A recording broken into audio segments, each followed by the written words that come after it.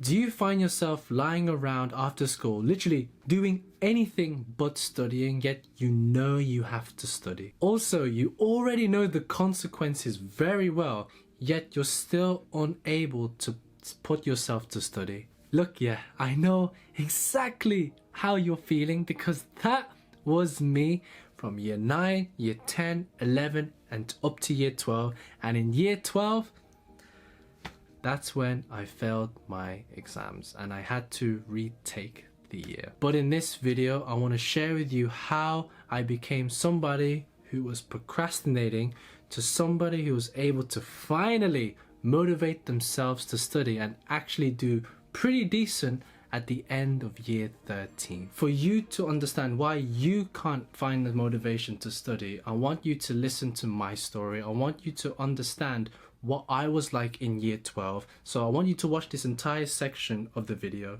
I want you to understand what procrastination had done to my life. So in year 12, I knew I had to work, but I always couldn't be bothered to work. I couldn't motivate myself to study, even though I knew I had to study and I knew the consequences was, okay, I might actually repeat a year, I might actually fail, I might actually be behind in life, you know, might be homeless. Like, had all these thoughts racing in my head, but I still was unable to pull myself together and study because after school, what I would do, I would be so tired. So rather than sleep on my bed, I decided to sleep on the side of my bed, like just nap for a bit. I'd scroll on social media and then I'll end up sleeping for 2 hours and stuff. I wake up really groggy, my parents calling me up for dinner, and then I'd go like 15 minutes late.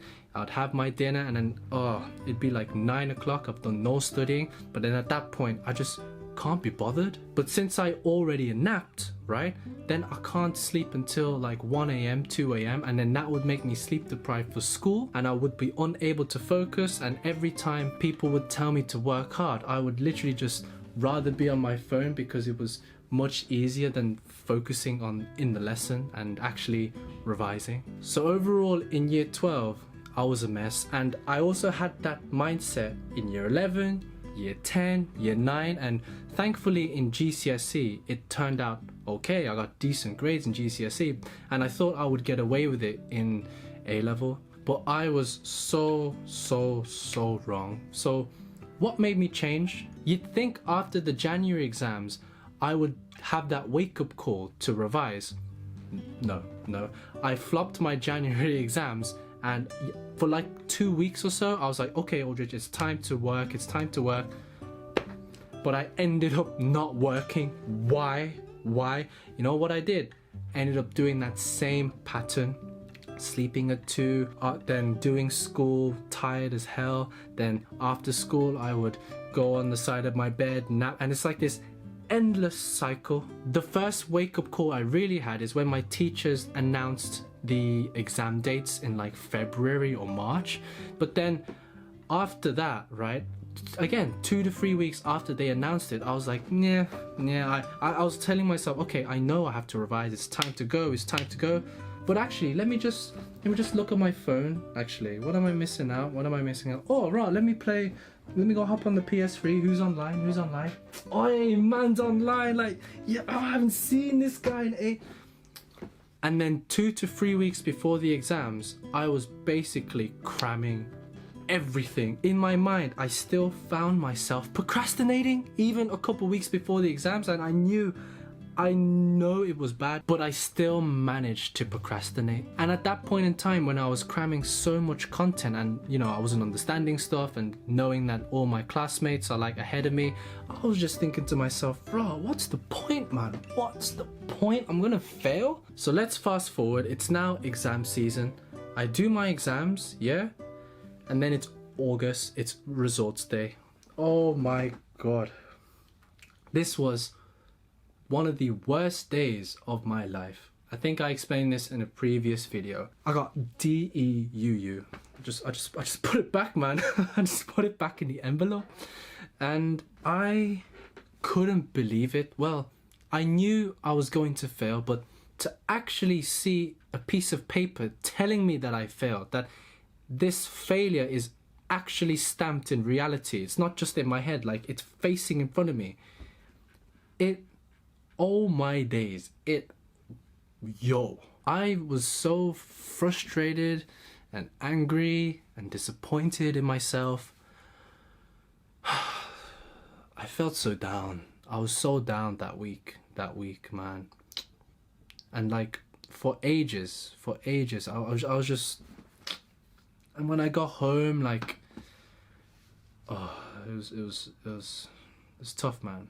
It was tough. I knew I had to repeat the year, because if I continued with those grades, I'll end up failing year 13.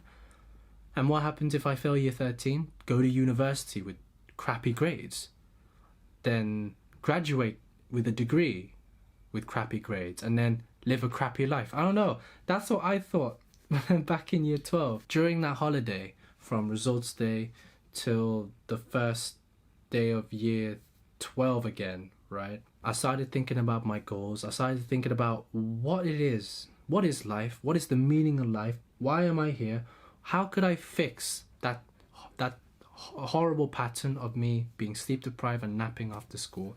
How could I get an A? How could I do well as the smart people? What did the smart people do that I didn't do? Was it because they were smart? Was it because of the work ethic? How did they get motivated? What revision techniques worked? Like, it was the first time in my life that I was willing to change, not for my family, not for my friends. Literally, it was the first time in my life that I was willing to change for myself. I knew what procrastination had done to me. It made me fail. But I promised myself when I repeated the year that I will change. So fast forward, yeah, I'm now starting the new year in year 12 with a new mindset, and basically I put in the work throughout the whole year and I ended up getting solid grades. And then after that, right, I ended up finishing year 13 with AAB, and you know, jeez, I was so gassed. But that's not important. What's important is what made me change. What was it that made me realize how on earth was I able to motivate myself to study? This leads me on to my first tip, and that is you need to be willing to change. From my story, it wasn't the exam dates that motivated me. It wasn't other people. It was I was willing to change for myself. The problem you have right now is not that you're struggling to find the motivation to study. It's because you are unwilling to study. You're unwilling to put in that work. So how did I become more willing to study? Well, look what happened. I failed my A-levels. It took me failing my A-levels to realize, Aldrich, this is not right. You don't want to be 30, 40, 50 years old, right? Working 3 to 5 menial jobs just to sustain yourself. Like, is that your legacy? Is that how you're gonna provide for your future family? You need to find how studying now aligns with what you want to become in the future. My second tip is to act now. It wasn't until the severity of me not studying and the severity of my procrastination to be so big, I had to fail my A-levels in order for me to be willing to change. Please, I'm begging you, understand that if you continue what you're doing now, right, like I did in year 12, you are going to repeat history. You are going to do exactly what I did, and that is fail. I've made that mistake, and that mistake has now become wisdom that I can give to you, which is to act now. When I say act now, I mean start building your study habits right after this video. Start living a more intentional and meaningful life, and find reasons to why life is so valuable. Tackle your problems of procrastination now. The best time to start revising was yesterday, but the second best time to start revising is today, so make it happen. And finally, my last tip is to become self-disciplined. Now that you're willing to change, now that you're deciding to act now you're ready to learn self-discipline. And let me tell you a secret. The key to education, right, is, I believe, right, is self-discipline. I don't want this video to be too long because self-discipline is a massive topic in itself. But where you can start, right, is to write down your goals is to visualize your success and to put your distractions away. Through self-discipline is how you will build an insane work ethic, and through self-discipline is what will make you sustain that work ethic over a long period of time. The key message that I want you to take away from this video is that it's not that you don't have the motivation to study. It's that you are not willing to study in spite of having no motivation. I want my story to motivate you and for you to realize your own mistakes today, and for you to take those 3 tips seriously, which was to A, become willing to change, B, act now, and C, become self-disciplined. But I want you to focus on that first tip. You have to be willing to change. You can do this. You can change. Like, you are not worthless. You have so much to offer in this world. There are ways for you to improve your grades, and my wish for you now is to build that momentum, for you to lay down the foundation so that you can have that strong work ethic, and that strong work ethic is gonna help you accomplish your goals. I don't want you to be living a life of regret and unhappiness. And as a bonus tip, when you're procrastinating, most of the time it is because you're stressed. So when you find yourself procrastinating, don't think, why am I procrastinating? Think, why am I burning out, or why am I stressed? Don't put off the work, because otherwise you'll literally be repeating the same mistakes I did. And what happens if you repeat my mistakes? You're gonna not do well in your A-levels, and I don't want that to be you. All there is left to say now is good luck for your exams. All the best for your revision. I hope this video was able to, speak to you in some way.